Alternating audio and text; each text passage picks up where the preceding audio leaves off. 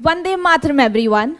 Today, we have among us an inspirational personality and a squadron leader, Toolika Rani.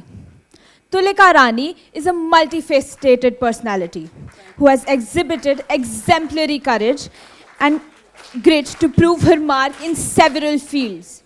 She has served in the Indian Air Force for 10 years and was also an outdoor trainer instructor in Air Force Academy and has trained hundreds of future officers in the outdoor military service, including India's first 3 female fighter pilots. With 24 monitoring and trekking expeditions in India, Nepal, Bhutan, Iran, Africa and Russia, she is the first woman from the state of Uttar Pradesh to climb Mount Everest in 2012 and is the first Indian woman to climb Asia's highest volcano mountain, Mount Damawand in Iran. A phenomenal speaker. She has delivered over 300 talks and interviews in India, USA, UK, Canada, Bulgaria, Italy, and Malaysia on forums such as TEDx, Toastmasters, Rotary International, FICCI, ITC Infotech, Renault India Private Limited, BHAL, Soliton Technologies Private Limited, Bangalore, Madras Management Association, Chennai, educational institutions such as Lucknow University, Sri Ram Sarup Memorial University, Lucknow, Manipal University, Jaipur, Indian Institution of Information Technology, Vadodara, Sri Ram College of Commerce, Delhi, Byju's, and schools and colleges all over India, and multinational radio broadcasts in 50 countries.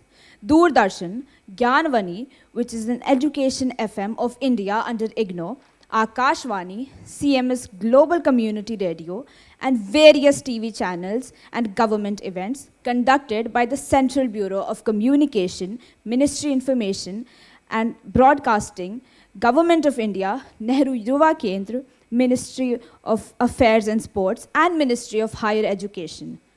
She speaks on India's G20 presidency and the role of youth and women in it.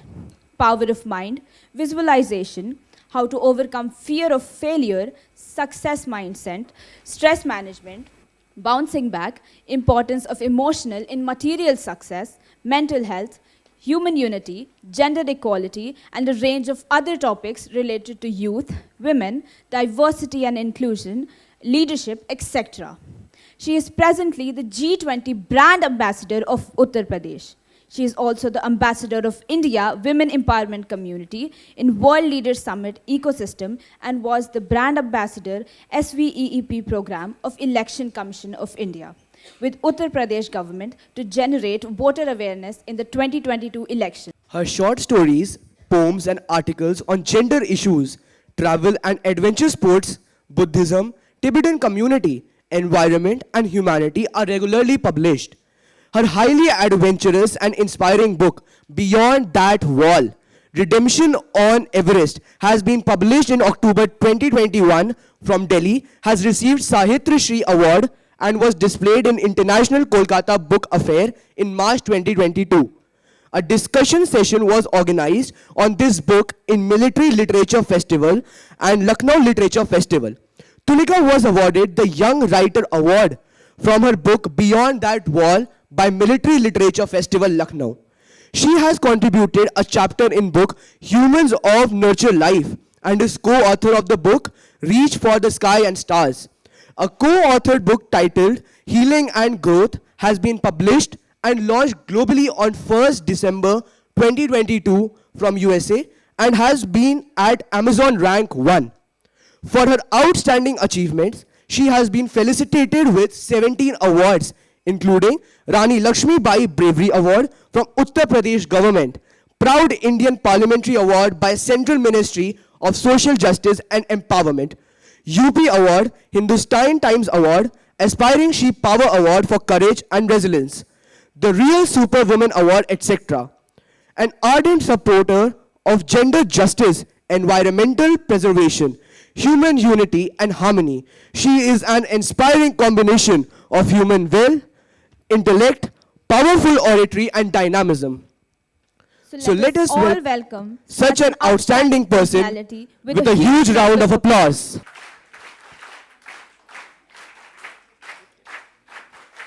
नमस्कार, जय Hind.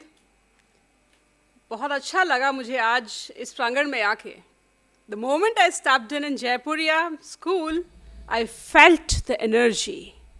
Energy that is so riveting in all our lives. Energy that you are, that I am, that we all are. It is in abundance in this premise. And it is not because of any external effect. It is because you all are so synchronized at this moment. I was listening to Ms. Anjali Jaipuria. Only a portion of her talk I have just listened to, and believe you me, listening to her few last lines, I have already decided that if I ever have a child, he or she is going to study in this institution, Jaipuria Institution. So I'm extremely grateful to Ms. Anjali Jaipuria, as well as your principal, that she has given me an opportunity to be amidst you all today.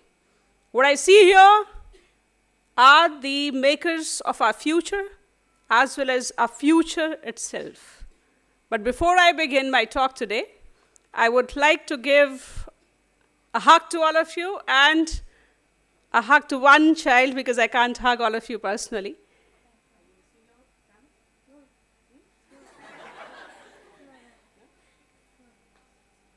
You must be wondering why I did it.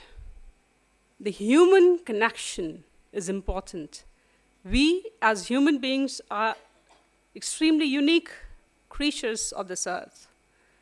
And why human beings have been called the uppermost creatures of this planet has a reason.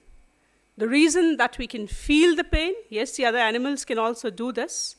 The reason that we can quote the unsaid, also the reason that we can believe that we can be higher than our physical being. And this is, I suppose, the purpose of your spiritual retreat that you are undergoing. We are connected. Even if we look individuals, even if we are a single entity roaming around in this world, we are all so interconnected.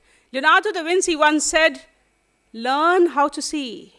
Realize that everything is so interconnected with everything else. And once we realize this interconnectedness, you do not remain individuals, 100 or so sitting in this room, in this hall. You become a group of charged, divine human beings, a collective entity. And when you take decisions collectively, then you create wonders of this world. Today, what we are going to talk about is, in my presentation, how you harness that individual capacity and then you transform into such a collective entity that you become an inspiration for everybody else in this world. Not for your glorification, but to inspire the generations to come that this is what human life can be, that this is what you can aspire to be. You can aspire to be even higher than this. Can anybody tell me, and I'm sure that all of you know this, one small question. What is the highest mountain on earth? Mount Everest? Yes. Is there any mountain taller, higher than Everest? Ma'am, I don't exactly remember the name, but there's a mountain which is partially submerged in water, which is taller than Mount Everest. Yes, exactly this. There is a mountain called Mount Mauna Kea in Hawaii, which is even taller than Everest. And why am I telling you about these two mountains? Whatever we see on the surface is just a part of us. What is there beneath, underneath, constitutes our foundation. There is a mountain taller, even the Mount Everest. And the beautiful thing is that it is above the surface, it is only around 13,000 feet. But if you see its entire height, it is around 30,000 feet, more than 30,000 feet. So you see that beauty. Human beings are like that. Would you differ from me if I say that we are all a constituent of nature, a small particle of nature? We are. We cannot be separate from nature. And nature has created such wonders. Nature has created a wonder in you. nature has created a wonder in each one of us. And that, like that mountain which is beneath partially the water and just partially above the surface, we are all human beings. Most of us are down the water. We all know that Earth has 70% of water, and human beings, how much water do we have inside our bodies? 70%. Isn't it a wonder? It is a wonder. And that is what we are. So today, we are going to talk about climbing these two mountains. Mount Everest, physically, with me, you will climb today. And also, you will climb this mountain, which is underneath each of us. So, I will just start my presentation now. Till the peak arrives, we all have a certain kind of a peak within, and which keeps growing. You must have all heard that Everest has grown a few inches. So whatever we think, whatever we feel that it is established, it is the highest, we feel it is established that this is the highest height of the highest mountain. Even that mountain keeps growing. That means, first, we can attain a peak. Second, that peak is not static. It keeps growing. Movement is the law of nature. Growth, reconstitution of everything is the law of nature. So these are some fundamental values that I have told you. As children, you must understand this, that you are such a wonderful, unique being who are so much inside than what you are outside. What you speak is just a part of your personality. What you think is the most that you are. And that is the invisible part. That invisible part has to be strengthened, has to be harnessed for if you want to glow from outside, that glow has to come from within. And that is why I have written this, till the peak arrives. How do we attain that peak which is hidden in all of us? Before I tell you the story behind these two pictures, I will narrate a short story. It goes way far in the time, in 1960s. Mount Everest at that time was a craze. It is a craze even now. And at that time, Mount Everest had just been climbed for the first time in 1953 by Edmund Hillary and Tenzing Norgay. After that, India was also aspiring to put its climbers on the top of Mount Everest. And the first Indian Everest team did go and attempted Mount Everest in 1960. And then a day came. Does anybody know when actually India climbed Everest? That was in 1965 for the first time. We are talking of 1960, the first Indian Everest expedition. And what happened on that expedition? It failed. It failed. And thereafter, there was a reception in the Rashtrapati House. The leader of the expedition and all the members, they were the army officers. So the leader, Brigadier Gyan Singh, he was also there, and as the vice president shook his hand very warmly, he said, "Bring thy failure to me." What a wonderful sentence to greet. Bring thy failure to me. Failure. A team which would have prepared so hard for climbing Everest must have strived day and night to climb Everest and came back defeated. You meet the leader and say, "Bring thy failure to me." Kind of throwing that word failure on your face, isn't it? He felt that sting. And he was like, I was crestfallen. The vice president telling me this, "Bring thy failure to me." He could not enjoy that party after that. And he kept on roaming around, trying to get the vice president's attention again to ask why he did say this, "Bring thy failure to me." He said, "I said it purposely." At the end of the meeting, when he actually did talk to the vice president again, Dr. Radhakrishnan, he said, "I said it purposely. Do you remember what happened in the battlefield of Mahabharata? Lord Krishna told Arjun, you got to fight. You got to fight even if they are your relatives." Arjuna, of course, was not up to it, because he said, "Fine, you are telling me that I need to fight for truth and justice. But what if I fail? Wouldn't I be failing the noble cause of truth and justice?" He says, "You go, do your duty on the battlefield, and if you do fail, bring thy failure to me." That means that acceptance that you did try your best is also important. In today's world, when there is so much of exposure to you guys, at least in the digital media, you see a lot of people successful, people like me. I have been termed successful in all that I undertake. Everything, starting from military, to mountaineering, to public speaking, to my public appearances as a public figure and brand ambassador or being so-and-so. I have been termed as a successful person, and you see people like me day in and day night, and you feel that kind of a pressure. What if you don't succeed? Then, aren't you good enough? And people would compare you with these kind of figures, successful people. Today, the story is not of success, because I come to you with my failures. Accept me with my failures. And I urge every teacher in this room present here, accept the failures of these children. Accept the failures of everybody. Thank you. In your life, accept your failures too. Of course, do not accept them as final, but accept that you did try. Congratulate yourself on that, celebrate your attempt, and then thereafter, what is to be done? Exactly what the military does, exactly what every living creature on this earth does, reattempt, introspect and reattempt. So this is what happened in 1960. 1962, another expedition was sent. It failed again. The second expedition also failed. 1965, the third expedition was sent by India to Mount Everest, and it succeeded. It succeeded with a record 9 members put atop the top. It succeeded with a record. If they had been disheartened by the first or second failure, would the third success been possible? It would not have been possible. And this is what we need to learn here today. Perseverance, that resistance to anybody's opinion in this world of us as a failure.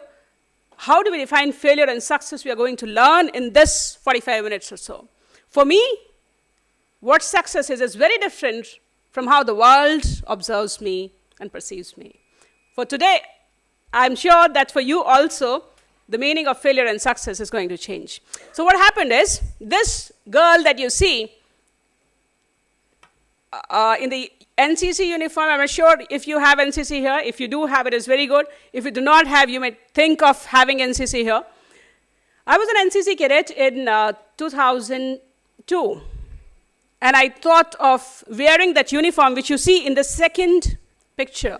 But what happened was, I attempted immediately after graduation in 2003, and I did clear my SSB interview, which is considered really hard. I was cleared in the medicals also. And thereafter, I failed. Because in life, there are so many steps towards the so-called success or the attainment of goal. You want to achieve something, you did clear 2 steps, but on the third step, you failed. So I failed in my attempt to be a military officer.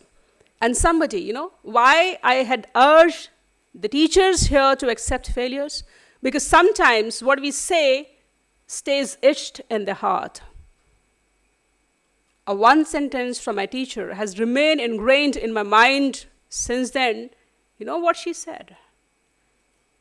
When I could not clear my SSB exam, she said, "What are you going to do now?" Because one of my classmates did clear it throughout and was selected in Army. And that was a sarcastic remark. She said, "What are you going to do now?" And I was so crestfallen. I said, "I'll try again." I did try again, and the next year, you see the result. I did wear the military uniform, albeit the Indian Air Force uniform this time. So what happens is, when we discard a person's potential right in the beginning, on the first failure, then we destroy that child's confidence. So this is what we need to guard against as teachers, as educators. And for children, what do you need to do? The same answer: I'll try again.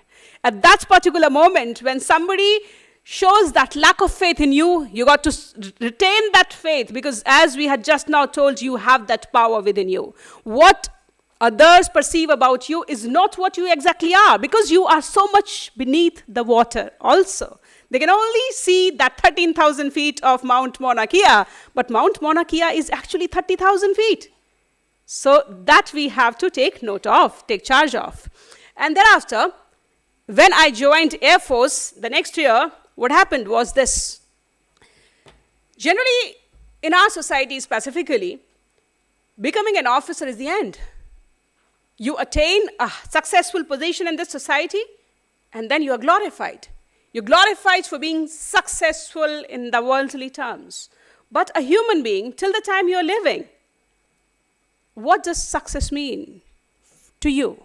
Success shall mean the utilization, continuous utilization of your potential. Success shall mean what you were yesterday, you are better than yesterday, today, and tomorrow you're going to be even better. Success shall mean your happiness, your contentment. Success shall mean that you are able to live contently and sleep contently, peacefully, when you go to bed in the night. That is what success is. You know that you have utilized your day. Now I teach history, and I tell my students, what is the history that you wrote today for yourself? What history did you write today for yourself? We are all creating history, aren't we? We are writing our own histories. So it is up to us as to what history we are going to write for ourselves. We are such a master of our own destinies in our own lives, our own books for that matter, whether they are in the written, printed form or not. You're writing your own book right now, each moment. So write it consciously. Thereafter, I was given an opportunity by God. I do believe in God. We were listening about that essence which we call God. We can call it by any name. But there is a power above us. There is a power who has created all the living beings on this planet. And there is a power that decides perhaps the path of our journey on this earth. So that power has blessed me time and again with certain opportunities. And I truly feel I have attracted these opportunities because I was looking for them. I was looking for them in this universe. I did not know what and how. It just happened. Now, when people ask me, how did you prepare for Everest? How did you decide to go for Everest? I say it just happened to me. So many times things happen to us. Perhaps not in the best format, perhaps not the way exactly we must have imagined them to happen, but they do happen. Now it is up to us as to what we are going to do with that opportunity. It will not come in the easiest form, I'm telling you, but it will be an opportunity. It is up to us to recognize that. What happened was, Indian Air Force in 2009, when I had served for 3 years, decided to send its women officers to Mount Everest. The male officers had already climbed from the Indian Air Force in 2005. Now it was perceived that let's send our women officers to climb Everest. So this Everest project was not mine at all. You see this? If I sit in front of you today, it has a lot to do with God's blessings to me. It has nothing to do with me. The only thing that I have done is I have recognized those opportunities, seized them, and worked upon them. I have embraced them full-fledgedly. That's all I have done. Why I wanted to embrace you all, and why I did embrace that child.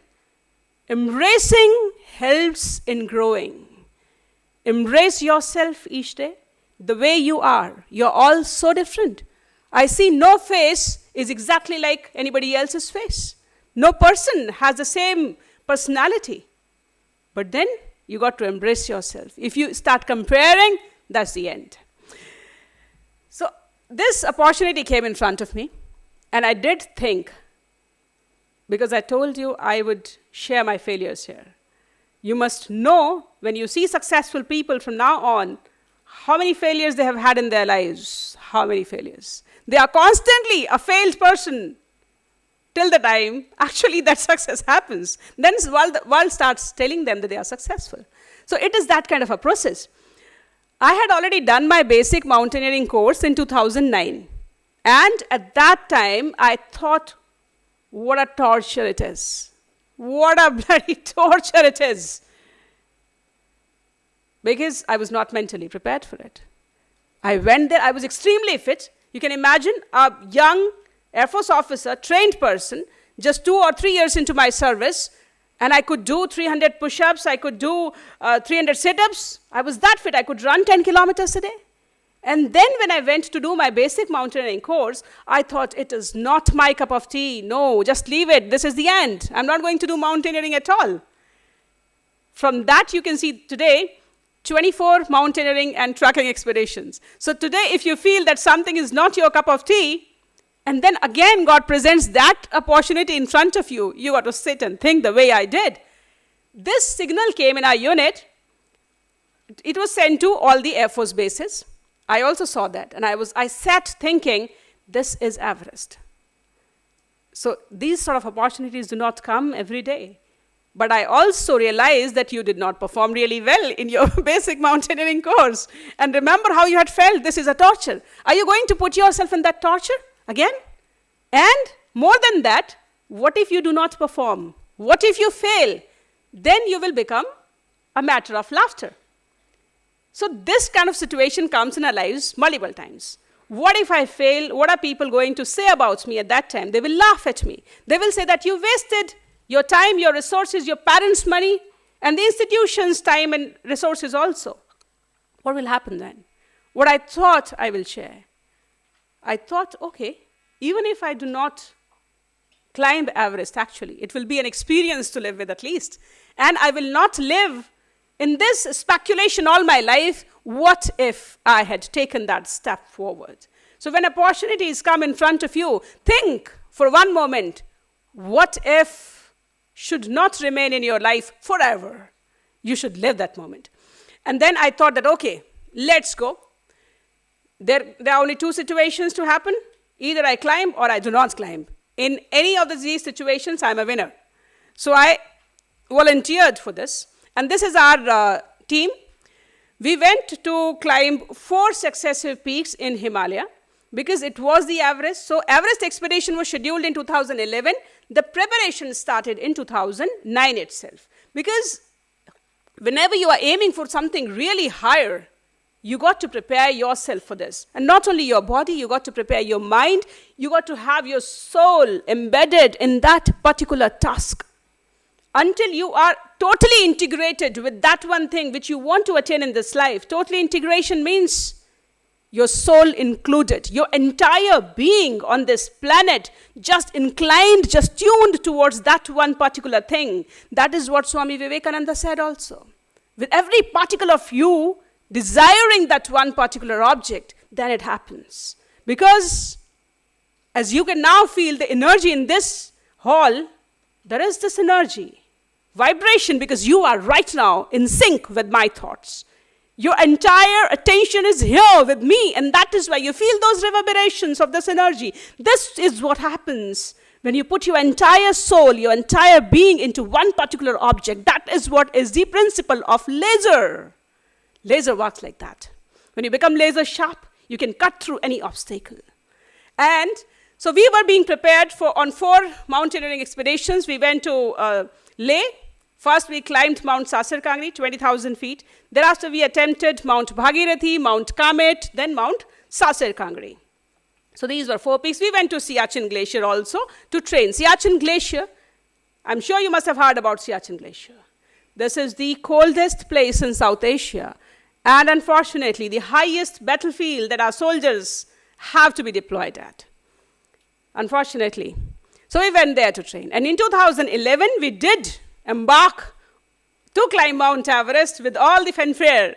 The media glare was there, and we were handed over the flag, the Indian Air Force flag, the national flag. Women officers of Indian Air Force go and put it atop Mount Everest. All the expectations, all that attention generated, the hype, the pressure.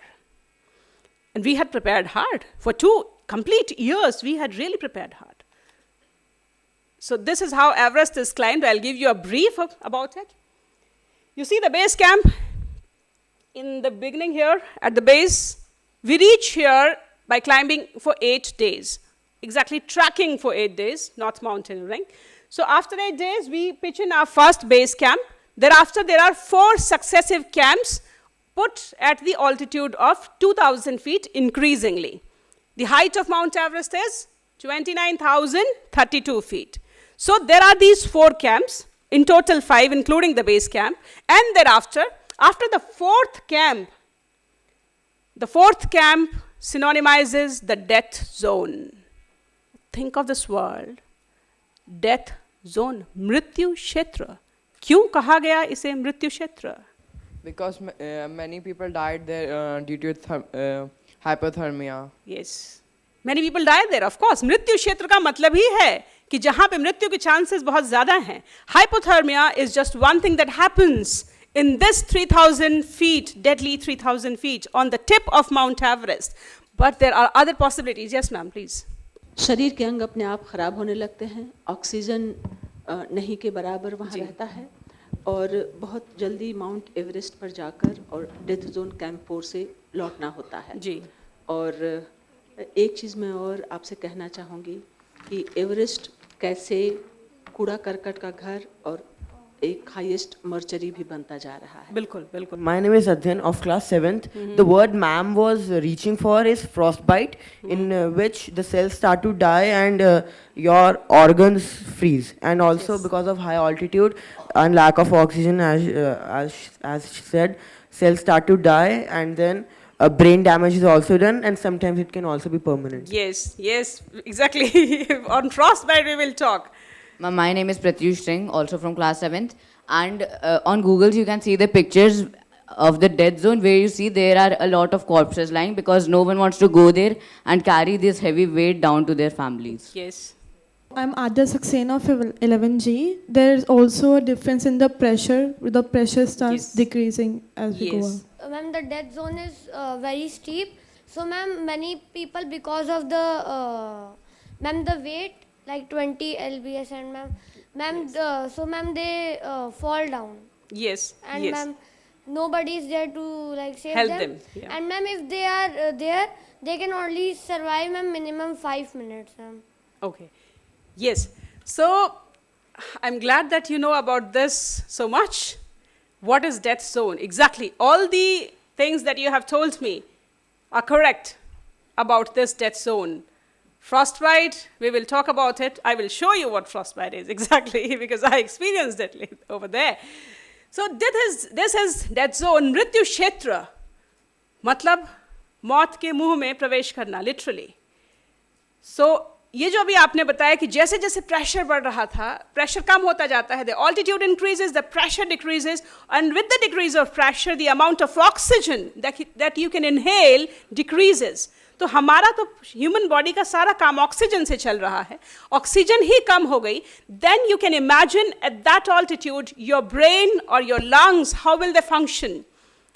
And there is a grave danger of the body fluid, which we had just told, 60 to 70% body fluid. It has a potential of getting into your brain or into your lungs. And those are two very deadly situations. You can't live after that. Thereafter, you have a danger of frostbite. Frostbite is when in extreme cold conditions, your body strives to just sustain your main organs. Over here, the peripheries has very less amount of oxygen and energy left, so they start dying. And once they die, you can't revive them. They have to be amputated. That is what frostbite is. So this is how Mount Everest is climbed. It takes total 60 days or so, sometimes more than 60, but minimum of 60 days to climb Mount Everest in a normal expedition style. There are two kinds of styles, but we will not go into that, alpine style and expedition style. We are talking of expedition style here, which generally people do undertake on Everest. It takes 60 days, and this is how it is climbed, by establishing camps at different altitudes, and thereafter making the summit push, those last 3,000 feet in the death zone in the night. So we launched ourselves upon it, and our Air Force expedition was successful. Out of 20 members, 7 people were able to put this national flag, the exact national flag, on the summit of Mount Everest. Thank you. We were ecstatic. We were in a celebratory mode, all of us, because our expedition was successful. Now, I would like to draw your attention on this. On the upper saffron part, there are the names of those team members of mine who had made it to the top. My name was in the green portion down below. Because sometimes it does happen that however much you try in life, you put your best foot forward, and still the results do not come as per your expectation or as per the expectation of others from you. You do not reach the summit till the peak arrives. You did not arrive at the peak at that particular moment in that attempt. It happened with me. What happened, I will discuss later. But when our team came back down to Delhi, we came as a victorious team with some members as failure. I was one of those failures. And it was told to me, point blankly on my face, be prepared for this kind of reaction in this world. Be prepared. When you do not achieve a particular task in the worldly terms, you will be told bluntly on your face that you are a failure. And that is why I want to change the meaning of this word, failure, in your mind, so that it does not hurt that much as it did to me. What happened was that there was a Doordarshan interview, and our team was taken onto the stage, exactly like this. We climbed onto the stage and we realized that there are more number of people and less number of chairs. So we just kept standing, and the interviewer comes and says, only summiteers, please. Only summiteers, please. Only summiteers who have attained that peak, who have reached the summit, only those. Till that moment, we were a team. And thereafter, that one split second afterwards, we were failures and the victors. So I, along with two of my course mates, two of my team members, just stepped down and sat somewhere in a dark corner. That moment was reversed 10 years later. As I would tell you, the time just moves in circles. And what you desire comes to you at one point of time if you do not consider that moment a permanent failure. Recently, I was interviewed on Doordarshan. That interview is there. And the pain of those 10 years, that one memory, and that one sentence, only summiteers, please, got reversed. But it took me 10 years. But in those 10 years, thank you, you got to persist. You got to believe inside that you are not a failure in that term that the world perceives you to be. You got to understand, failure means the failure of that one particular attempt. You are not a failure, that attempt failed. There is a difference. That attempt was not successful, it does not mean that you failed. You did not fail. And what you need to do afterwards is, I came back down, of course, and then I decided to go back. Because there are some things that you need to do, not to prove it to the world, but to be in peace with yourself. When you know that perhaps you could have done better, when you know that there was an iota of a strength that you could have utilized more perhaps, when you know that there must have been some sort of courage more in you, when you fled from that battlefield, you cannot live with that kind of a feeling. You got to go back, re-attack. And I've been in military, and I'll tell you that the military does not re-attack just like that. It takes time to introspect. It takes time to figure out what are my enemy's strengths and what are my weaknesses. These two things simultaneously, it introspects and then prepares on both the fronts. It realizes, okay, this is my enemy. I need to overcome this. And it also prepares for what is the weakness within. Remember Mount Mauna Kea. There is so much within that we need to take care of. So I thought that I would go again. I cried a lot, of course. I still remember, have people heard Mirza Ghalib's ghazals here? Some of you might be listening to Mirza Ghalib's ghazals. There is one very famous ghazal, हजारों ख्वाहिशें ऐसी कि हर ख्वाहिश पे दम निकले, बहुत निकले मेरे अरमान, लेकिन फिर भी कम निकले.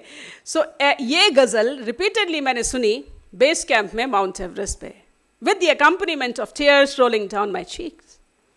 Because the 2 precious years, और उस 2 साल का एक क्षण जब हमने सिर्फ Mount Everest के लिए तैयारी की थी, we failed. And the worst thing was, जैसे 3 Idiots में आपने देखा होगा, it was not that we failed, I failed. I failed. And I was told that by the world, that you failed. Okay? So कभी-कभी जो चीज़ें आपके दिल में इतनी लग जाती हैं, they should become a channel of transformation. You should not get stuck at the pain only. Yes, pain is a natural phenomenon to happen. We all feel pain. We all feel dejected at one particular time. But there is a power within that makes you to bounce back. That's important. You have to be in sync with yourself first. Look within, and then realize what you are going to do next. Decide. So when I decided to go back on Everest, after introspection, of course, this is a stone falling, which just falls like this, which fell like this. Khumbu ice fall, well. Easier said than done, going back on Everest. So I thought very heroically, I'll come back. But how do you come back? How do you re-attack? This time, I was not, of course, a member of the Air Force team. The Air Force team had become successful on Everest. It was just me now. It was me doing my duty, the usual Air Force duty, which is considered to be of 24 hours, of course. Sometimes it is 16 hours, 18 hours. It can go to extend to 24 hours. And I had no support, per se, in any terms. So I decided to do my time management, which is very important. I used to get up at 4 o'clock and then do my workout, go for my duty, come back at whatever time I had to come back. I was posted in Lucknow itself in Bakshi Ka Talab at that time. And Bakshi Ka Talab has just, at that time, it had only a 200 meters track. Only a 200 meters track. I used to run 20 kilometers. That makes it 100 rounds.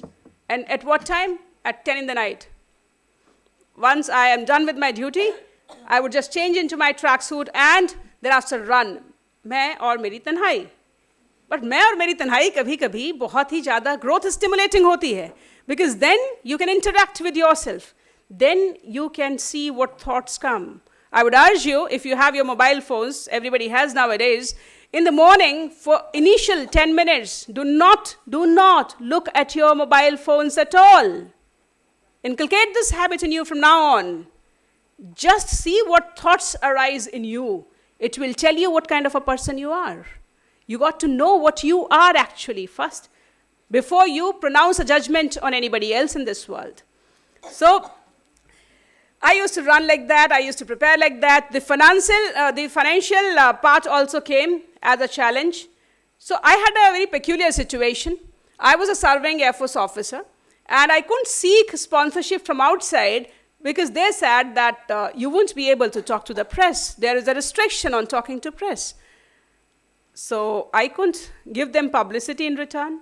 And why would anybody, a commercial enterprise, put its money on me if they're not getting any return, even the publicity? So they said no. And the Air Force had no precedence of anybody going on an individual expedition to Mount Everest.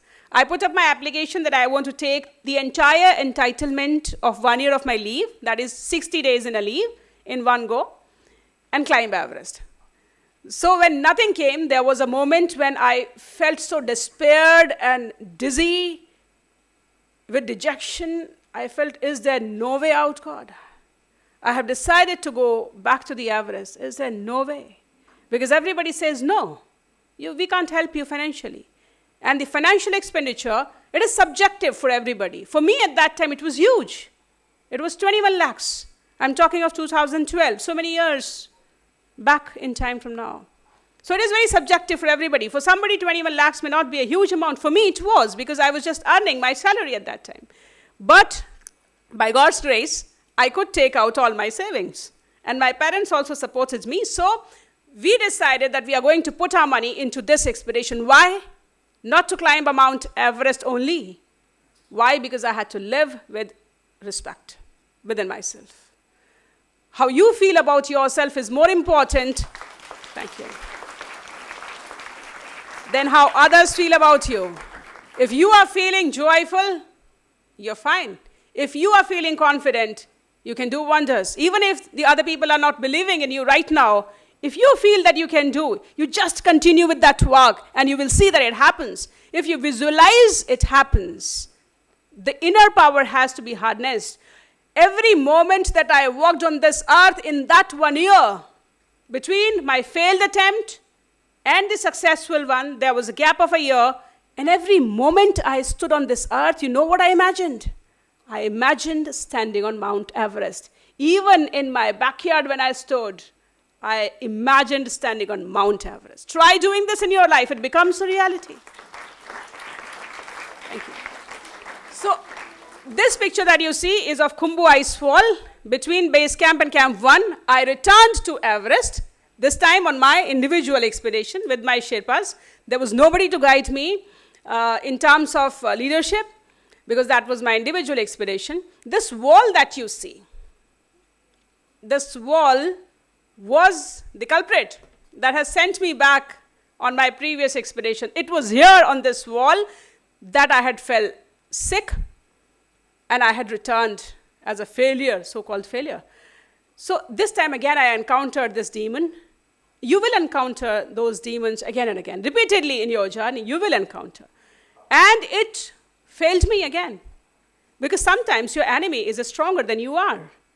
So on my second expedition, you can imagine, this time, entire savings at stake, my entire reputation at stake. People had started calling me a crazy woman for doing this kind of a work, going on Mount Everest on my leave, or putting all the savings on this Everest. And here, when I encountered this, I again fell sick, and I had to come back from here. This wall is an ice wall at 23,000 feet, close to 22 to 23,000 feet ke beech mein hai. And when I came back down, I thought, no, this is not going to happen like this. I do not allow this to happen in this fashion, because I have put my entire being on this Everest. If you are my enemy, I am prepared to fight. In this 1 year of period that had preceded my second expedition on Everest, I had prepared my mind, I had prepared my soul. The integration of the entire being that I had talked about, I had done this integration in that 1 year. You can understand that I was already a fit person. I was an extremely fit person when I had embarked on my first Everest expedition, but this time it was not just the increasement in the physical preparation, it was that integration with the goal. And I thought that I'm going to do this. You do whatever you want to do, I will do what I can do. I told Everest in these clear terms, you can give me death or injury, and I will continue climbing till the time I'm alive. There is a note here, not to be fool in the pursuit of a goal, not to be fool, but be brave. There is a difference. Be courageous. You got to take a calculated risk, but you have to decide what is more important to you. There are people who die in the pursuit of their goals because they cannot live without them. We got to decide what is our life for. And everybody, all of us, have a purpose in this world. We have to discover it. We have to discover those things without which living will be worse than death. And then be prepared to sacrifice even your life if it so happens. Why do you remember people like Bhagat Singh today? He died at what age? 23. 23. How long is that life? But how long actually is that life? You tell me. How long? Eternal. Eternal. Just 23 years on this earth, but his life, he is immortal. That kind of a life you must aspire to live for. Vivekananda, he died even before 40. And these people live. Forever they live. Live for such a life. So what happened was this wall, I came back down and I was fighting within my mind that I cannot go back like this without attaining this goal. And when you actually put yourself into it, as it is said, the universe conspires. And the universe does conspire. Because I miraculously recovered. There were no chances. There was a night when I just sat on my bed in a small wooden cubicle, somewhere around 15,000 feet up on the mountain, alone in the night, with extreme, excruciating chest pain. I just couldn't lie down. It was such an unbearable pain. And I kept thinking, oh, this is the end perhaps. But then there was a voice in my mind, no, this cannot be the end. And you try this in your lives, with your bodies. When your inner being tells your body is the outer coverage of what you are. You tell this outer coverage what to do and it will do this. But you have to harness that inner strength before you can do this. And that has to be a daily practice. That is why I told you in the initial 10 minutes, just connect with yourself. You will see. You tell yourself you're beautiful. And you start feeling that's beauty all around. You tell yourself that you can do this, that whatever you want to be in your life, you just tell yourself in those initial 10 minutes of your day, and you see the miracles happening. So here, when I recovered, I reattacked. I came back on this wall, and this wall has a significance in my life, because this wall lies inside. What was the difference between the first expedition and the another one? The second expedition was even more difficult and challenging. On the first one, I was supported by Air Force. We had an experienced leader. We were a team. We had all the resources. On this expedition, I had no resources. I was kind of a beggar. And there was a situation, peculiar situation, with an ego clash with a person there who was in the authority, and my life was miserable. At one point of time, there came a situation when I had no tent or no ration above base camp. So in this expedition, I could succeed. Why? Because the mind, the soul, was integrated with that task. I was not ready to return defeated this time. This picture is after I had climbed that wall. the wall, you know. So this is above that wall, and I'm moving towards the last camp now. And after this, we are going to enter the famous, the notorious death zone. This is how the death zone looks. Beautiful, isn't it? The death zone looks heavenly. It does look heavenly. I had never seen such a marvelous beauty anywhere in my life. Sometimes it is depicted in the serials, but I could visualize this. I could see this over there. This beauty of the only top last 3,000 feet of Mount Everest. It is just the tip of Everest that you see in this picture.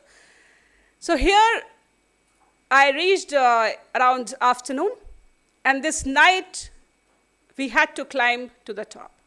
This climb is done in the night, the last climb, because generally in the next day, after the climb, you should be able to return by afternoon in your tent. After the afternoon hours, after the post-lunch hours, 12 o'clock or so, there are storms on mountains. So it is advisable that you return to your camp before the afternoon sets in. And that is why those many hours of climb, like 11 to 17 hours people take to climb these 3,000 feet and come back, return to the same altitude here. It takes around 11 to 17 hours, and those many hours you can only get in the night. So that is why we started climbing in the night, and just 1 hour into the climb, I started feeling cold in my foot. Now that was, again, a situation to tackle, because the entire night is there ahead of me. And what kind of a night? What kind of a night? We are in the death zone, about 26,000 feet, temperatures minus 30 to minus 40, minus 30. And you have a backpack on, you are climbing on a steep ice wall. Wonderful, isn't it? And then there is a snow blowing in, it is a dark night. So in that kind of an environment, when you are climbing and you start feeling cold in your foot, it is not a good sign at all. That is what had happened to me on that wall in my previous expedition. Somebody was talking about the frostbite. The frostbite. A lot of us, mountaineers, have these prized possessions of ours which are given to the Mount Everest. So that happens. Well, I'll tell you later what happened exactly. But here, when I was feeling cold, I thought, now this is a very dangerous situation to be in. There was a potential of me developing frostbite. That means that my foot perhaps is getting cold, and it will get colder as I go higher into the night onto the mountain, and there would be a possibility that I might lose my foot after I come back to the cold. And here I had to decide again. Like the last time, am I going to go back? In the last time, I was feeling cold in my fingers on that wall, and that is why I had returned from there. And thereafter, the entire 1 year, I lived as a failure. Entire 1 year, I lived with that gnawing feeling within me that I could have done perhaps better. And if I had not taken this second expedition, I wouldn't be sitting in front of you here. So now what? If on that one night I had returned to save my toes, my foot, I wouldn't be sitting in front of you here. And I decided to continue. So that was a calculated risk. I did take an anti-frostbite pill, and I thought, all right, let's see to this. Well, there was a battle in mind. There would always be inner battles before you make any sort of decision in life. And those inner battles, you have to win before you climb any mountain outside. And that mountain can be anything that you decide. So that was a voice within. Preserve yourself. You're going to die perhaps. You're going to lose. Are you ready to live as an amputee in this world? And there was another voice. No. Are you going to live like a coward all your life? No. You're not going to live without self-respect and self-esteem in this world. No. There is a life higher than your physical, mortal preservation in this earth. So I chose that, continued throughout the night on this mountain with excruciating pain in my left foot. I do not know what happened and when I started feeling numb. I used to think that people just become numb. They don't realize the cells just become numb. No. The process of numbness is a long process, long, painful process. And I realized that on that night, because I continued feeling as if somebody had put my foot on an ice slab and just left it there. In the night, minus 30-degree temperature. And I continued climbing. I just continued finding my way on the mountain. It was a dark night. And you couldn't see ahead. There was only a circle of light which we wear on the head, the head torch. In that circle of light, you just keep moving in an uncertain direction. This is how life is. Sometimes you will only see 2 feet ahead, 4 feet ahead. You will not know what is the route, what dangers lie ahead, what will happen. You will not know in life. And then also you believe in yourself and you do take those 2 feet forward. At one moment, as I turned my head, and there were 2 ropes, I just changed my anchor and anchored myself in one of the ropes. And when I turned my head, I saw that to the other end of the rope, there was a dead body. So these moments, you take it as a synonym with what happens in your life too. Sometimes such sort of situations will happen. You will make a decision and you will be startled as to what I have done. But then you have to regain your composure, because remember, Mount Mauna Kea. You're so much within than you're outside. What appears is just a part of this universe. It does not engulf you. So I regained my balance and composure. I said, no, please, I do not want to be with you right now at least. So let me go further. Well, these are the things that sober you down so much. Because it is only God. It is only a higher power that decides that who loses his or her life on that mountain and who comes back alive like me. So I do not have any pride. I do not have those airs of success around me, because I know that it was somebody else's doing. It was the God's will that I'm still alive. I could have been that person on the mountain. So when you achieve something, have that kind of a humility, have that kind of a gratefulness to a power who has allowed you to do this, who has in fact facilitated you in doing this.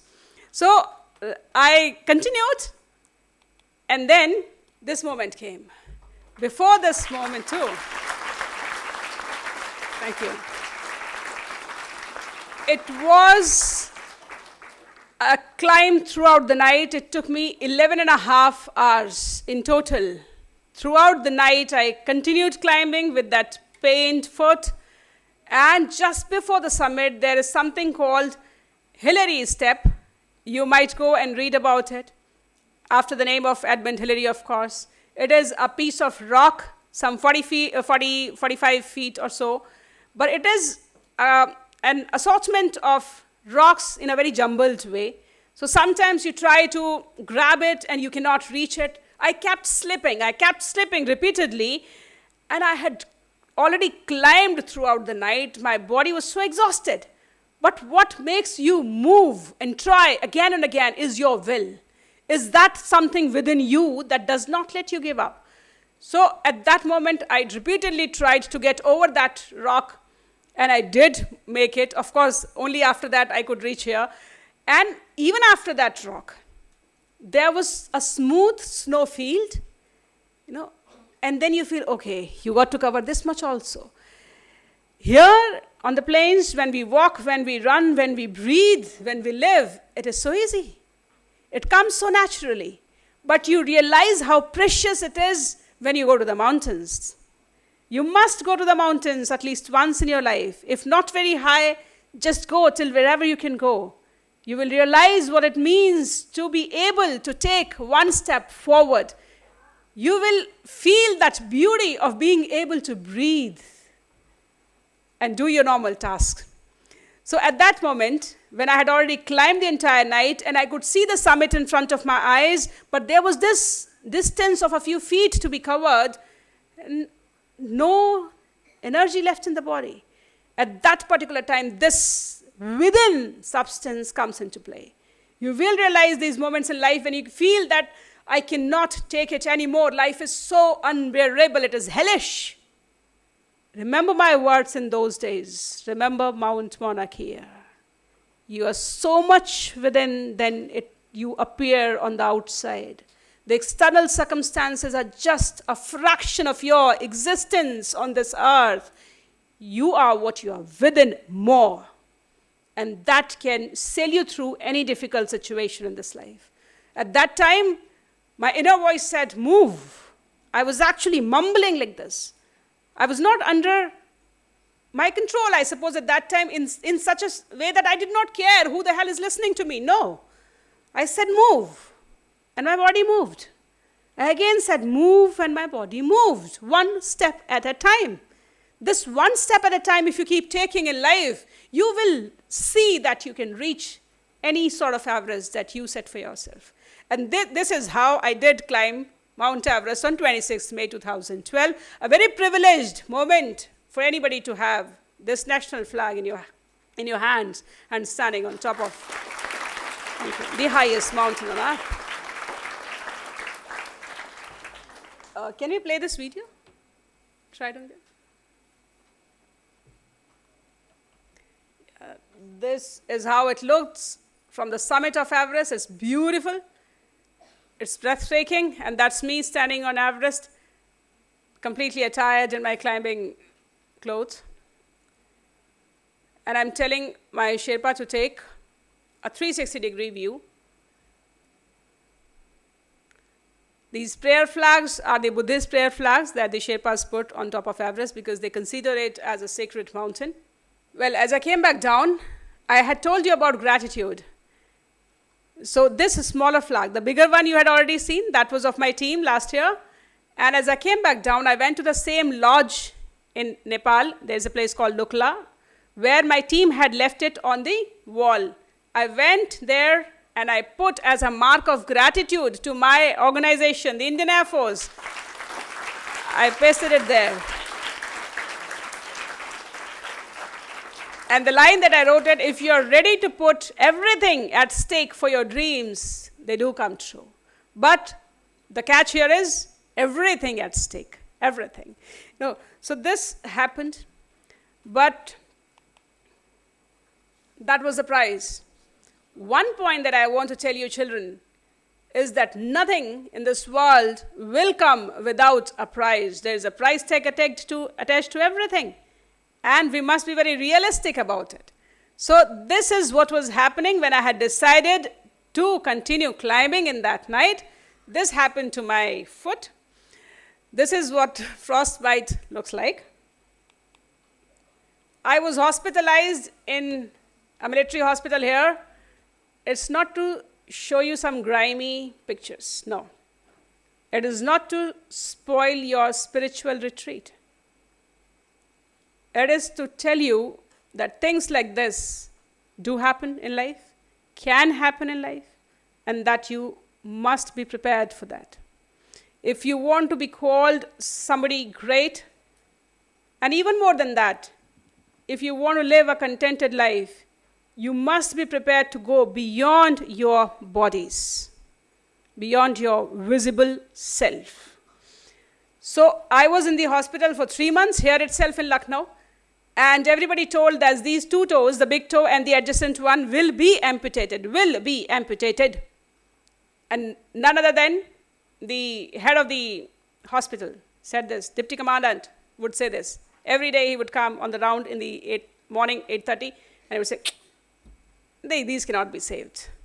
And I would have already walked for 2 hours in the premises before his rounds without anybody knowing it. Because it is what we are. It is not what others say about us. So I was already dreaming of running. I was dreaming of running literally barefoot on mountains. I was dreaming of climbing again when people were telling me, medical experts, that these 2 toes will be amputated. And then 3 months, what you decide to do with yourself is in your hands. In whichever condition you are right now, even if you do not want to sit here, there were times when I was in the military, there used to be some briefings, and I was not perhaps sometimes mentally there. But then it is up to you how you enjoy your life every moment. So you know what I used to do? Sometimes I used to look at people's haircut. Different sorts of hair people have, don't they? So you can always make your life interesting. It is on the lighter term. Yes, I was attentive as to what was being said, but you can always make your miserable existence for a while beautiful and enjoyable in your own small ways. So in the hospital, I was accompanied by patients, my co-patients on my next adjacent bed, mostly who were cancer patients. And unfortunately, after a few days, the patient will change because the earlier patient will be no more. It kept happening that way. And in that kind of a depressing environment, when people used to cry, when people used to just ask for water and nurses not giving them water, in that kind of an environment in a hospital, I wrote my book. So 3 months, I wrote the experience in the form of a manuscript. And why I'm telling you this is, what you do with your time is in your hands. Where you are right now perhaps might not be. What you do with yourself is entirely in your hands. So this message that I'm showing you, when you hit the rock bottom, remember, from here the way only goes upwards. When you feel down, when you feel finished, remember the life moves in a circle, and now the only way is upwards. So 3 months in the hospital, 1 month after coming out of it, total 4 months after the injury, I was back in the mountains. Here you see my... There are no shoes. There are no shoes on my feet this time because I couldn't wear shoes for a very long time. So I just went in my flippers. With my toes bandaged, I used to bandage them every day. And very interestingly, the injury happened in 2012. In 2013, just 1 year after the injury, I was posted to the Air Force Academy, Hyderabad, where all the officers, the would-be officers, the people who are selected to become officers, they undergo the training there. The military training of Indian Air Force is given in this institution, Indian Air Force Academy, Hyderabad. I was posted there as an outdoor military training instructor. So I used to bandage my toes continuously for 2 years. That 1 year in the academy included. And I used to wear at that time sports shoes and not the normal leather shoes which we wear with the uniform. My cadets didn't know that I am bandaging my toes inside. Because what we are on the surface, that's something different thing. What we are inside is something different. Always, you do not need to show what is inside, but you know that. And you are strengthening it every time, every moment. So at the outside, I used to run with my cadets, challenging them, come near me. You got to run this fast. You got to do these many push-ups. It was enjoyable because I was also challenging my own limits. I was running with my frostbitten toes. I ran a mountain trail run up on the mountain and down on the mountain with my bandaged toes. Yes, when I came back down and I opened my shoes, there was blood, of course, but then it was so enjoyable. I stood second there. So this beyond your body is a very divine kind of an experience. I continued climbing throughout different mountains. This is the highest volcano of Asia in Iran, which I climbed in 2015 and became the first Indian woman to climb it. Okay. After my retirement in December 2015, just 15 days after that, in January 16, I went to do this winter climb of Annapurna Base Camp and became the first Indian to do this winter climb to the base camp. Mount Kilimanjaro, the next month itself, climbed it. Mount Elbrus in Russia, attempted it in April. Mount Nun, Mount Knamo in Himachal Pradesh, climbed to the top. And Burasu Pass in 2018. I did my latest climb in 2022. Last year itself, I went back to Everest Base Camp region again. That was a centenary of my Everest climb. So I did climb in that region again. From this story, what I want you to learn is this. From a stumbling pebble to a revered idol, it takes endurance. It takes perseverance. It takes resilience. तो जैसे हम जानते हैं एक शिलाखंड पत्थर जब पूजा करते हैं तो पत्थर को शिव कहते हैं. उस शिलाखंड को, उस पत्थर को शिव बनने में सदियां लगती हैं, सालों लगते हैं, सदियां लगती हैं. Endurance. Life doesn't end. If you are aiming for acclaim, if you are aiming for a reputation in this world, do not aim for this. Do not aim for recognition in this world. Aim for excellence. The recognition will come. Public speaking happened. That was which I loved doing. Why I'm showing you these pictures is, you have seen a person in different attires. You have seen a person in diverse roles. What you are, you decide. If you are a military officer, you live up to that standard. You live as a mountaineer in a different way. You live as a public speaker in a totally different way. You live as a brand ambassador in a totally different attire, figure, whatever. You can live in so many forms because that is what nature is. What is nature? Can you define me? What is nature? No. Nature is everything. And you are a part of nature. So you can be everything. Why be fixed and rigid about being just what you are right now? Why be rigid? This is what perhaps ma'am was telling before I entered. Why be rigid? You can be anything in this world. You can re-attire. Sometimes when I go to deliver my talks, people say, oh, we were expecting you in trousers. Why? Because I was an Air Force officer. I was an Air Force officer. That was a part of my existence. I am much more. I'm a human being who can be anything, everything, all that is within me. I can live so many lives in this one lifetime. Because a human lifetime comes after, see, what? 33 crores of yonis, as we say in the philosophy. This was the book which I had written in the hospital. So literally my book was born in a hospital in Lucknow, the military hospital. People said, this book, you know, when it was published, I wrote it in 2012. And when it was published? 2021. It took me 9 long years to publish a book. So what I am telling you by these examples is resilience. That inner belief makes things happen. When you are in sync totally, mind, body, and the third ingredient is soul. When your soul is in sync with anything, it will happen. It is just a matter of time. The only thing that you require to do is continue believing during that period of time and it will happen. So people told me nobody reads books nowadays, and you see how people have read this book.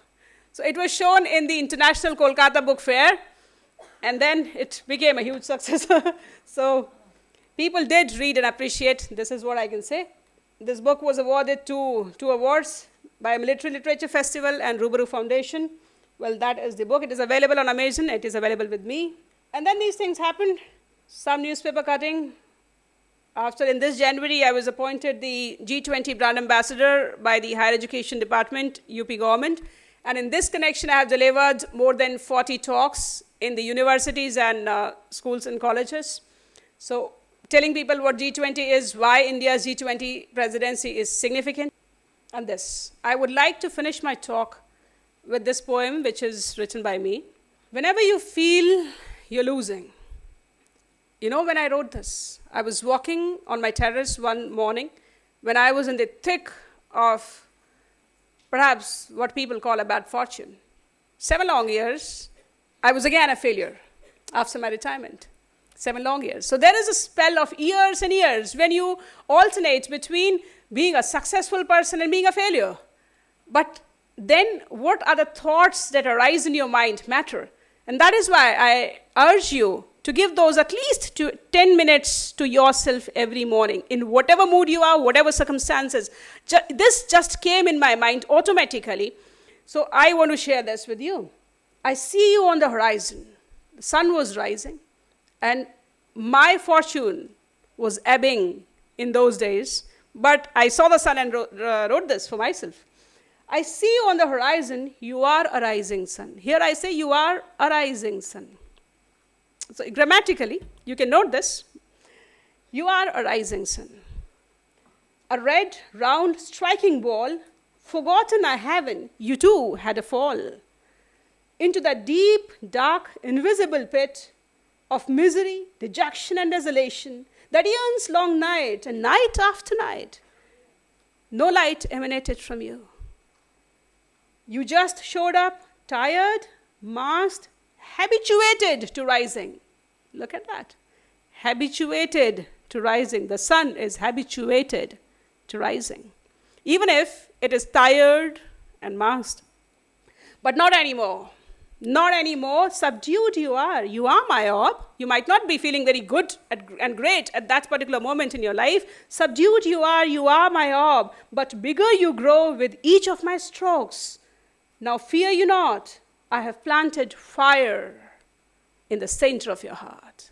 God has planted fire in the center of each of your hearts. And that is why that heart kicks, kicks, kicks. That is why you're so alive at this moment. So God says, now fear you not, I have planted fire in the center of your heart. In misery or mirth, kindled, you would stay. Realize my intent when I painted you crimson. It was for a purpose that God made you so. Realize my intent when I painted you crimson. I have seen you on the horizon. You are the rising sun. I have seen you on the horizon. You are the rising sun. Thank you so much. Thank you for listening to me so patiently. I've seen you on the horizon. You are the rising sun. Thank you for giving me this opportunity. Before you ask a question, I'll tell you a quote. A person who asks a question is a fool for a moment. A person who does not ask a question remains a fool forever. So if there is any query in your mind, do not remain a fool forever in your life. Do ask it now. Vande Mataram, ma'am. Vande I'm Mataram. Sonakshi of class 8, NF region. And ma'am, you said that while climbing the Everest, there were the wall and frost bites which prevented mountaineers from climbing the mountains. So ma'am, in real life, when we want to connect to the divine, what can be the wall and frost bites for the way of connecting to the divine? Oh, wonderful question. I suppose you are already connected to the divine. You are already in that kind of a quest. And that is why you can ask this question. You are aware that you have this kind of an urge to connect with the higher power. Thank you, ma'am. But child, you do not need to seek. You are already connected with the divine because that throbs within you. As I just said, if you're alive at this moment, it is because of God. How much time does it take to go from this world? How much time does it take? A fraction of a second. An accident happens, a person is no more. I've seen it on the mountains. An avalanche comes, a person is no more. A disease takes you over, a person is no more. How much time does it take to go from this world? So if you are still alive, you can talk, you have a healthy body, that means you're already in connection with the divine. Yes, what we need to do more is be more conscious towards it. You have the divine scattered in front of you all around.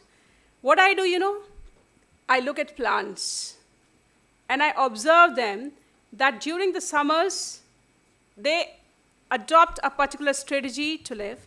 During the winters, they stop growing because there is this frostbite, as you were asking.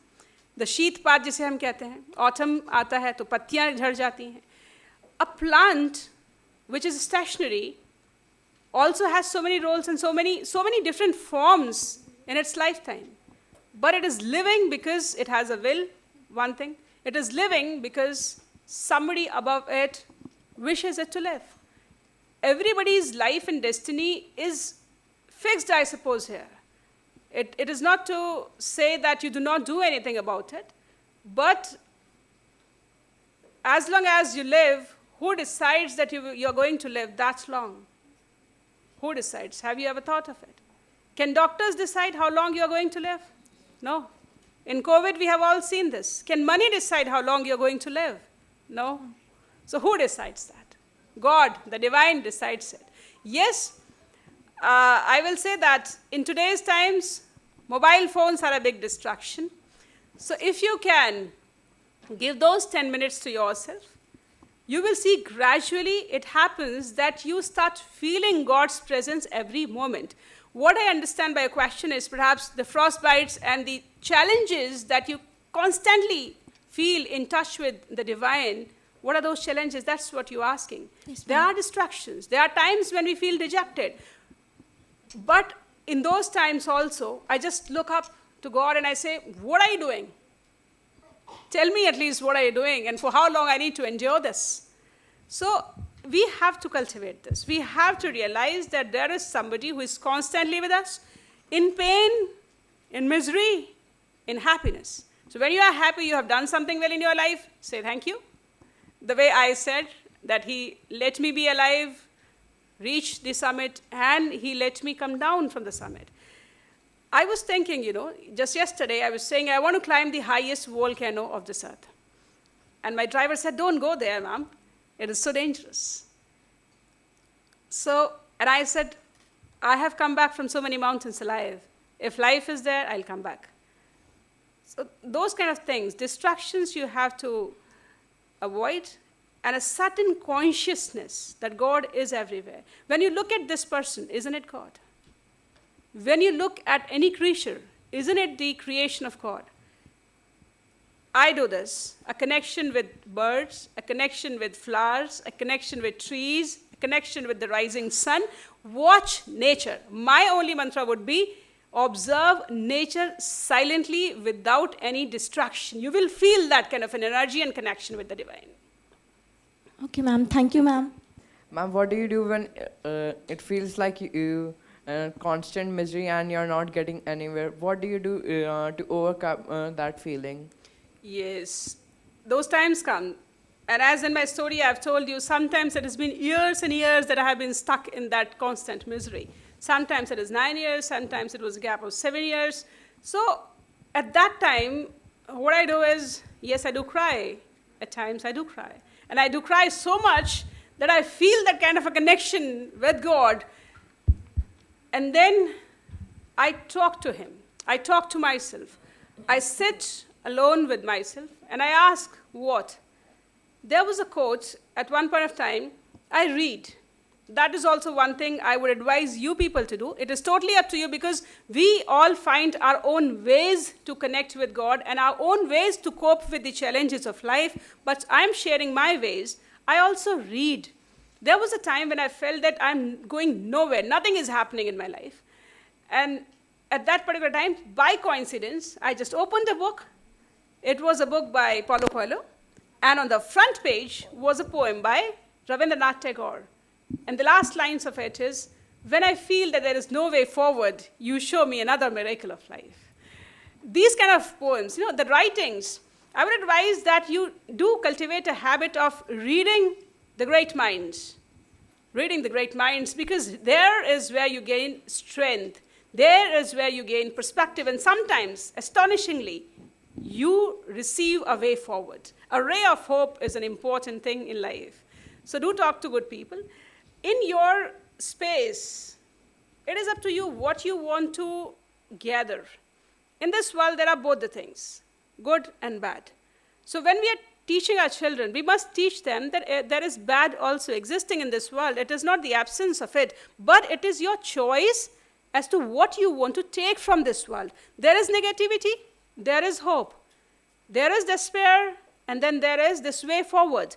There is hatred, and there is immense love and support. So what you take from this world, in this digital media, there is a lot of hatred going on. There is a lot of nonsense going on all around you.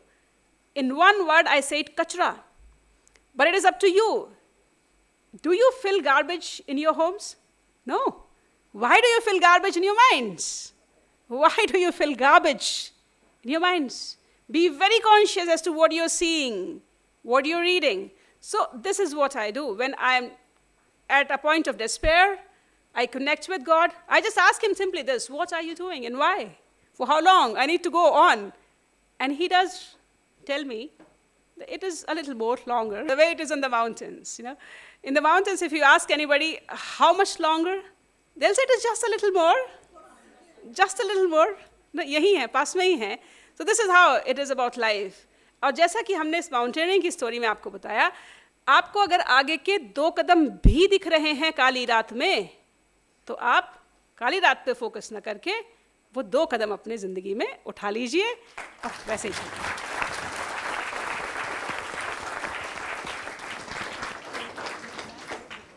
Ma'am, like you said, after the wall there was the death frost, the death zone. So, ma'am, when you were climbing that area, how did you sleep or eat? Okay, yes. So basically in the death zone when we climb, it is the last 3,000 feet after the last camp. There is this last summit camp, Camp 4, at 26,000 feet, from which when we start climbing, we do not sleep thereafter. During the entire one night, we continue climbing. Now that was specifically a challenge for me because I'm a person who sleeps at around 10:30, and I was dead worried about me having to be awake the entire night. When I was climbing, I was actually dizzy. I was, at one point of time, the sleep caught up with me, and you just shake your head, and then you realize, oh, you are climbing on a steep ridge. I mean, you fall, and God knows where you will go. So that kind of a thing. But we do not sleep in that one night. So those 3,000 feet are just climbed in a continuous climb throughout the night. But before that, there are these camps that I have shown you. So in those camps, in the tent which are put on the ice itself, on the snow itself. So there we sleep, and what we eat ready-made food. So we have these packets, MTR packets. We just boil them. For boiling them, you have to put them in hot water, and that water you make by boiling the snow. So that's what you do. Ma'am, I'm Manan Sainath of class 8. Ma'am, my question is that in your speech you talked about that we should not, we all have phones, and we should not watch our phones in the 10 minutes when we wake up. In those 10 minutes, we should not watch them. Ma'am, I do believe that, and I even say that we should not watch. We should not even watch it 1 or 2 hours a day. It must be okay. Yes. So, can you tell me some points to stop addiction for our devices? And like there are many people who, when without devices, feel bored and feel that what should we do now? They don't have any work. Ma'am वो लोग बेकाम हो जाते हैं, उनको कुछ काम ही नहीं मिलता करने के लिए. उनके पास बहुत सारा काम होता है लेकिन वो उसे ढूंढ नहीं पाते हैं. तो मैम इस एडिक्शन को दूर करने के लिए आप कुछ पॉइंट्स बता सकती हैं? Yes. और उस काम को ढूंढने के लिए कुछ पॉइंट्स बता सकती हैं? Yes definitely. तो पहली बात तो ये, हम क्वेश्चन का सेकंड पार्ट पहले लेंगे कि कुछ लोगों को लगता है कि उनके पास काम नहीं है कि वो क्या काम करें, और फ़ोन के अलावा फिर उनको कोई काम समझ में नहीं आता है. तो आज ही जाके आपको जब भी टाइम मिले 5 मिनट का, तो एक काम कीजिएगा कि आपके पास कॉपी पेन है, उसमें लिखिए आपको क्या क्या करना अच्छा लगता है. I am sure you like a lot of things to do. You like playing, perhaps you like writing, you like singing, or you like dancing, or you like sleeping for that matter. Sleeping is also good because it refreshes you. So write down a list of everything that you want to do that you like to do. You like watching birds, write that. You like talking to your friends, that's a good thing. Communication with other human beings is also a good thing. So write down a list of all that you like to do. You like painting? Do that. No. At times in your studies, you might not be getting that kind of a extra time to pursue your hobbies. But when you have time, then you know, okay, what I can do that. एक टिक उस पे से लगाओ. टिक लगाने वाली जो habit है वो बहुत अच्छी हैबिट है.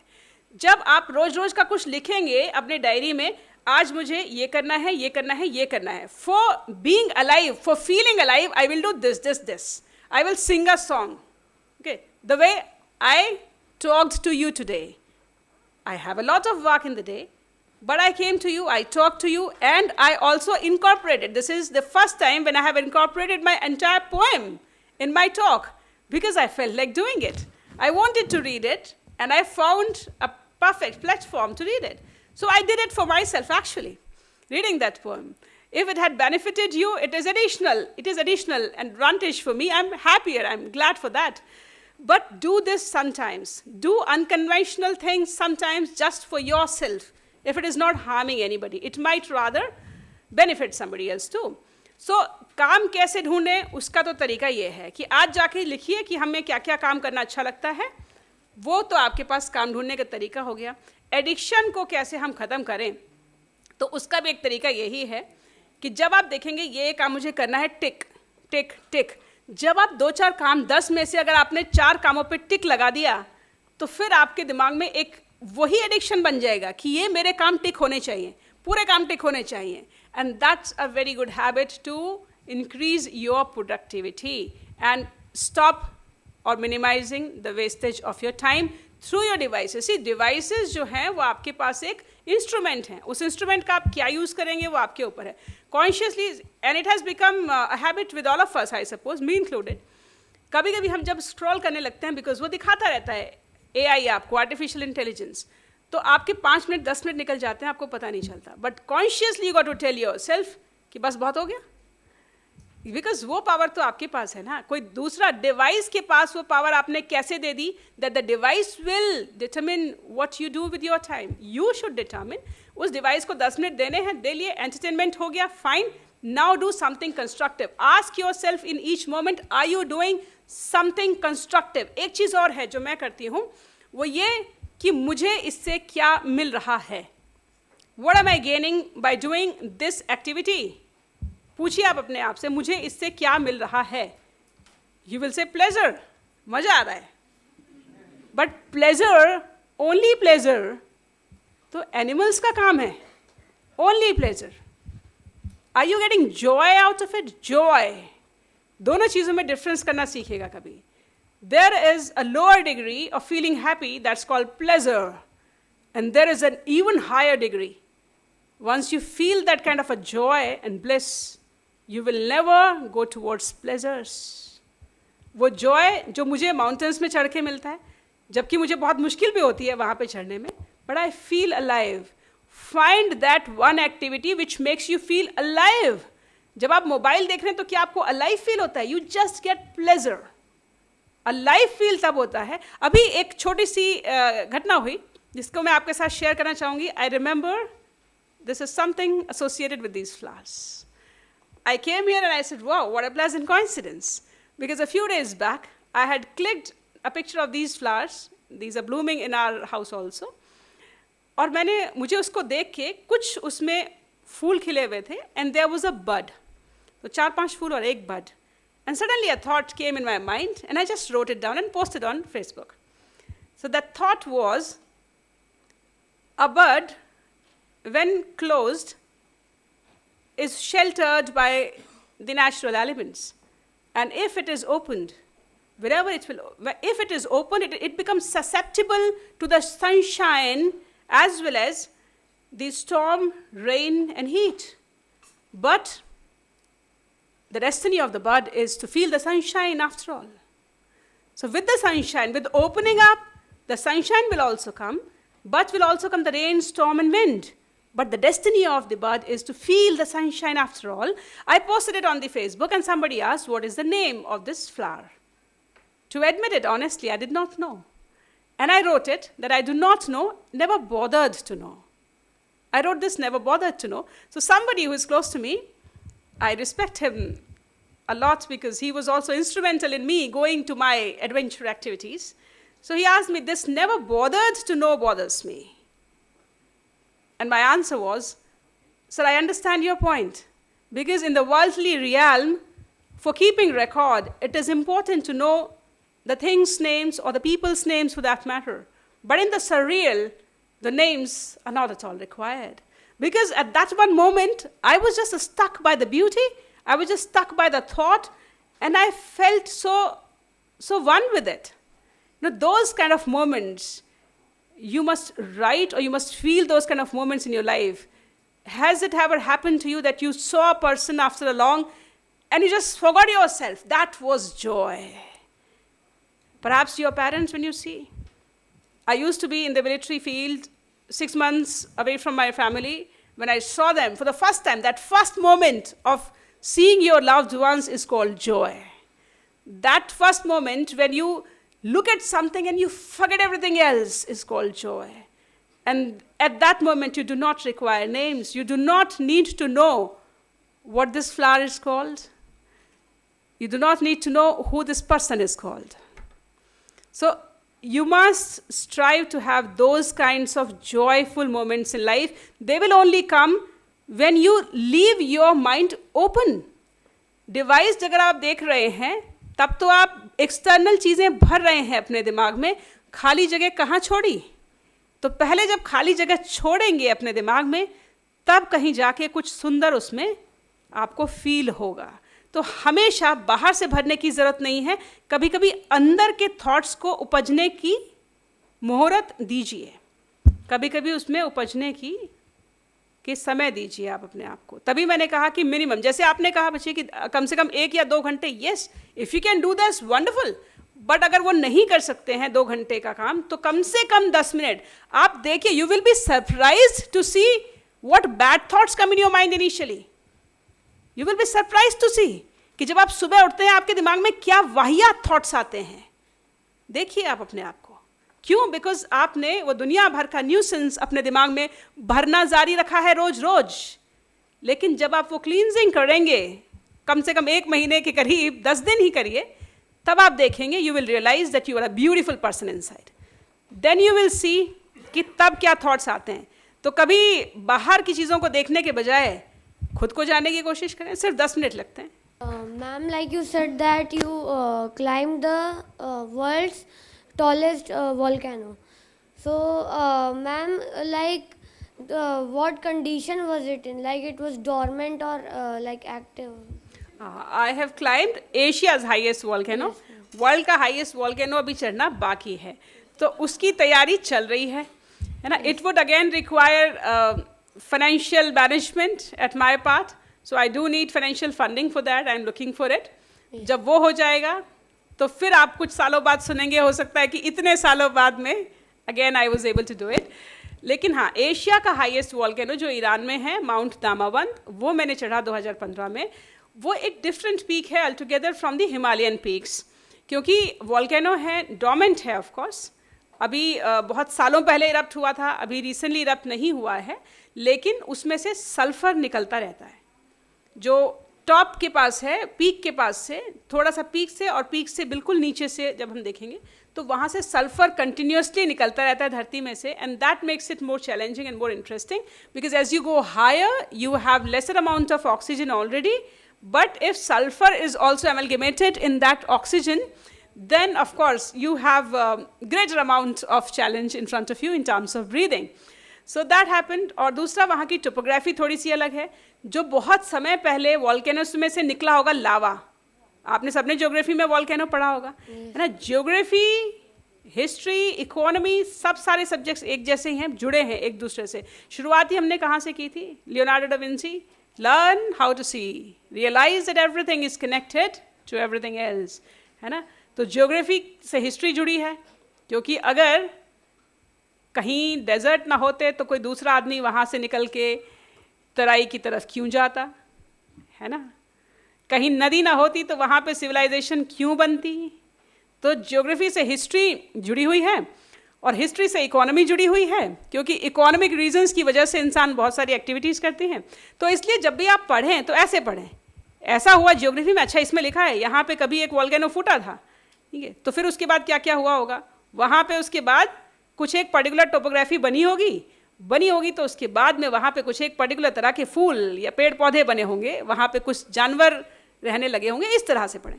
तो खैर वो वोल्केनो इस तरह का है कि जब वहाँ से लावा निकला होगा, वो लावा अब सूख गया है, तो वो एक ब्लैक कलर के फॉर्म में लावा के बहुत बड़े बड़े दोज हीप्स आर देयर, और एक पर्टिकुलर टाइप की वेजिटेशन है वहाँ पे। बर्फ़ बहुत ज़्यादा नहीं है, जैसे हम हिमालयन पीक्स पे देखते हैं, वहाँ पे बर्फ़ सिर्फ थोड़ी बहुत समिट पर है, पूरे पहाड़ पे बर्फ़ नहीं है। तो इस तरह का थोड़ा सा different volcano. Did you climb the Mount Everest from Nepal side or China side? Nepal side. Okay. Because I was a serving military officer, so China side से तो जाने का question थोड़ा कम हो जाता है। Ma'am, I don't have a question, but I want to reflect what I understood. Wonderful. Yes, ma'am. So, ma'am, I understood that failure is something that will come in everyone's life. There is no escape to it. Yes. But we need to accept our failures, work on our weakness, and then move on.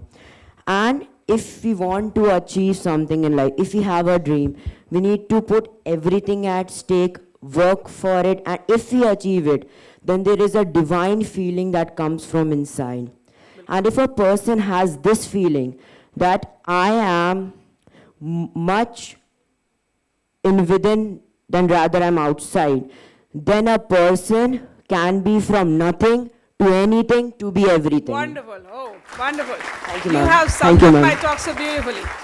Ma'am, I have a question that in the beginning of your presentation, there was a small animation of a rock bouncing, and you, when you saw that, you were very joyful because you were telling your point and you forgot your point and you were telling about.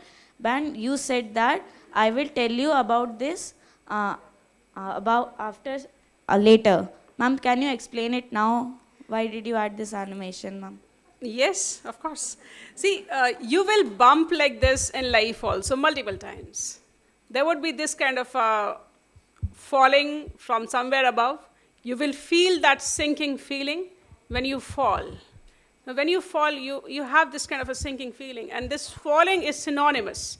Falling from a place of reputation, falling from a place of authority, falling sometimes in terms of respect in your own eyes or in somebody else's eyes, losing a place, losing a higher place, and stumbling to a lower position.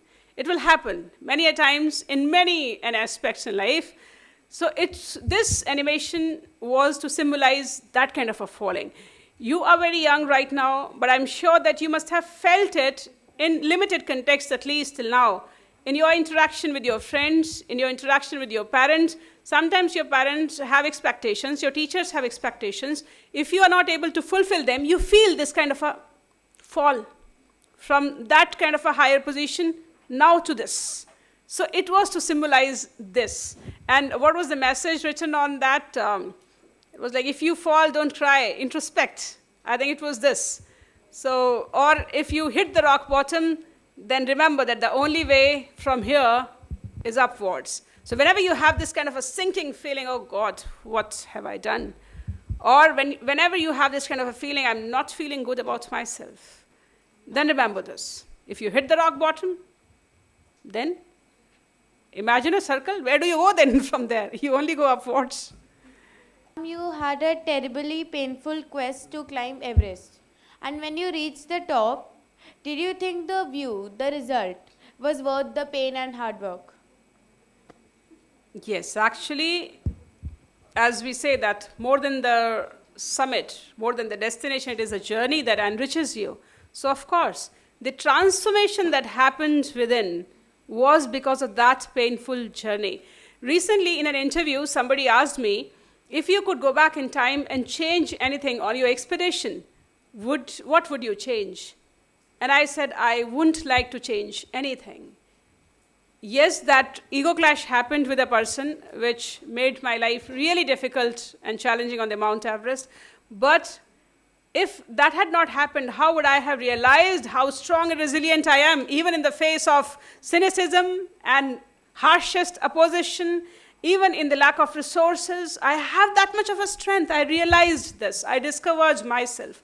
So when you go through a painful process, you grow. And growth is the ultimate thing in this universe. If you stop growing, you are dead. So understand that if there is a painful situation, you have two options. Either you take it as an opportunity and grow, or you become the end, or you become dead when you stop growing. So take these challenges in life like that. This is what I do. It is not very easy to go through the process, but believe in the process and decide as to what you're going to do. See, when I was in the hospital for 3 months, it wasn't easy at all. Till 3 o'clock in night, people would keep on screaming. Sometimes, even with my damaged toes, I would be forced to walk to the people who was screaming for water, and the nurse will not give her water because that was forbidden to her. It is so disconcerting to see a human being screaming for water, because I have felt that thrust.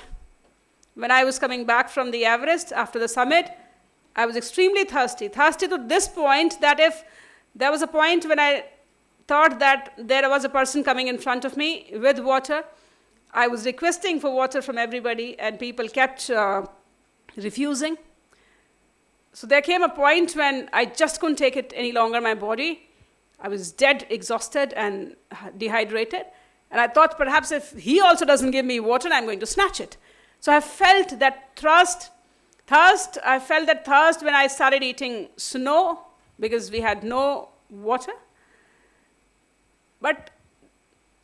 And in that kind of an environment in the hospital, when I was forced to see another human being asking for water and I being unable to do it, I actually went to give her water. The nurse said, no, you cannot give her water. It will not be good for her. So in that environment also, what I decided to do, first, I chose to be optimistic. Second, when everybody was saying that my toes will be amputated, I thought, whatever may come, I will continue the movement in my limbs and I will climb. Everest was my 6th expedition. Today I have done 24. So this kind of a thing you have to choose. Pain is also a medium to grow. So take it like that. No, and it will keep alternating. It will not stay, of course, because life moves in circles. So today, if you are miserable and in pain, tomorrow you will be joyous. Ma'am, I'm Mahi Khanka.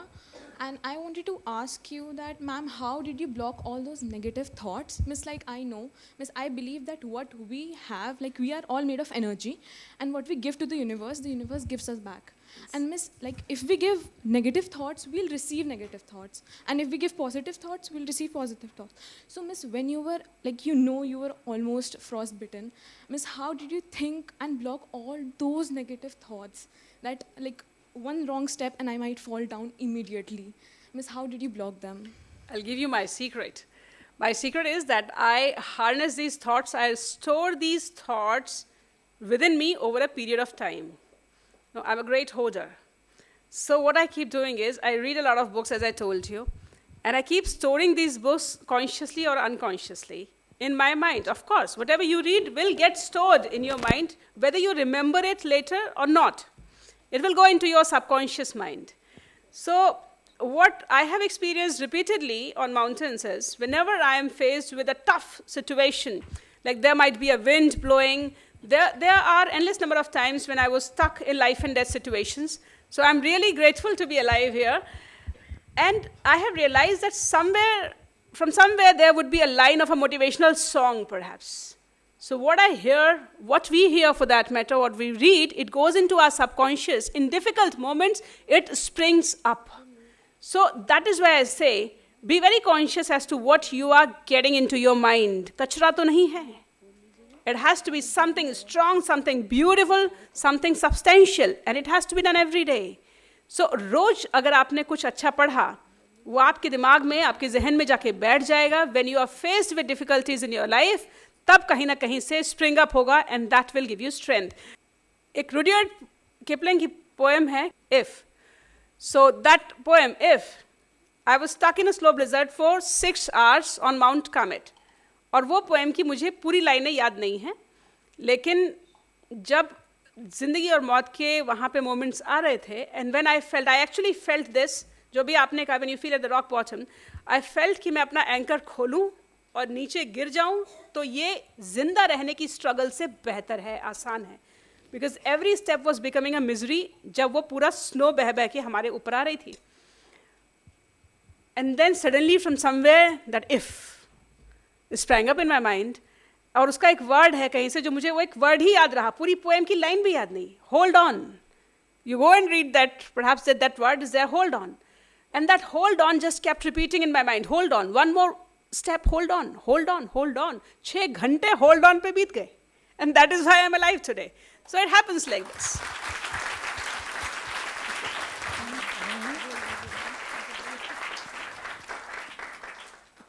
Squadron leader Toolika Rani ji.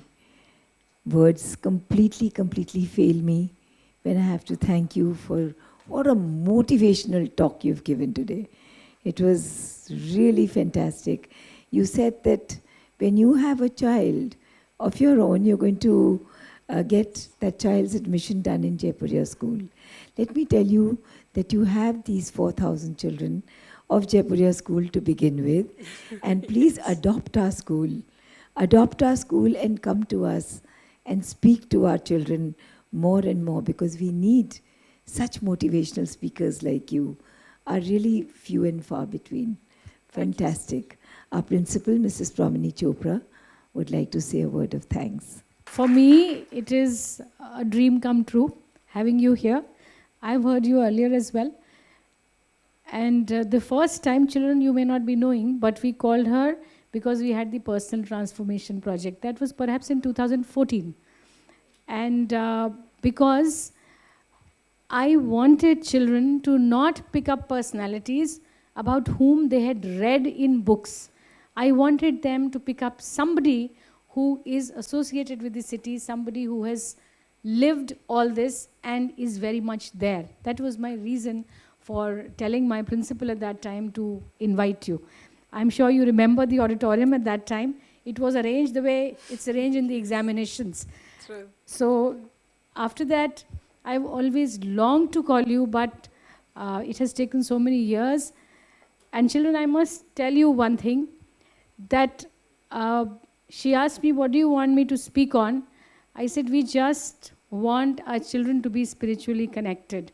Beyond that, ma'am, I can't tell you. And they should also know the hard work and the effort that has to be put in for it.